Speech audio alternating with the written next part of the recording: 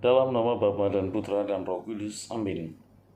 Umat Allah yang terkasih, hari ini hari Selasa dalam Pekan Suci. Injil yang gereja berikan bagi kita untuk menjadi makanan rohani diambil dari Yohanes 13.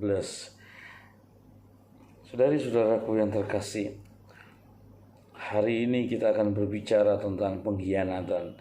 Dan ketika kita bicara tentang pengkhianatan, tentulah ini sebagai suatu yang menyakitkan. Bahwa Yesus sangat terharu ketika ia bersama murid-muridnya dan ia berkata bahwa salah seorang dari para murid akan mengkhianati dia. Anda dapat membacanya secara lebih utuh dalam Yohanes 13 ayat 21. Sangat penting untuk dicatat di sini bahwa Yesus sangat terharu. Ada nuansa kegelisahan. Ini menunjukkan kemanusiaan Tuhan kita.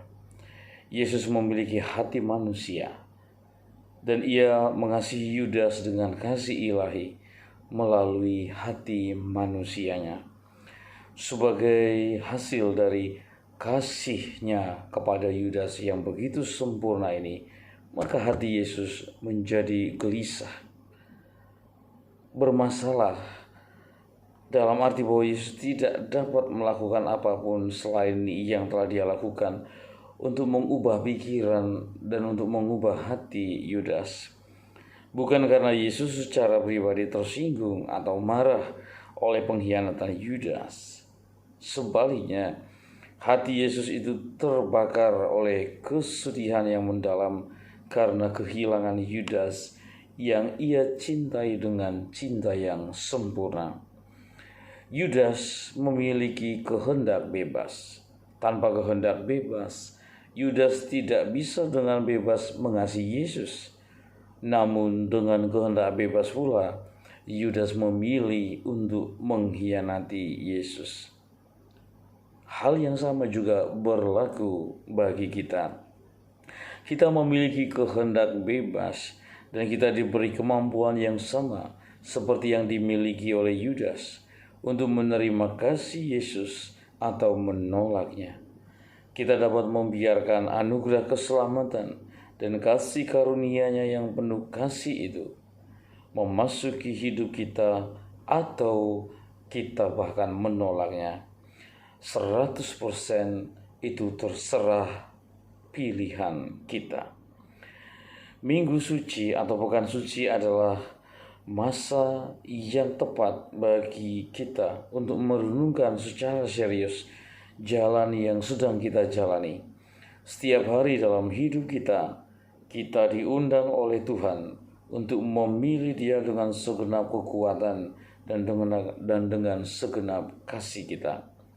Namun seperti Yudas, kita menyadari bahwa begitu sering kita mengkhianati Dia dengan penolakan kita untuk memasuki pekan suci bersama Yesus, merangkul salibnya sebagai milik kita.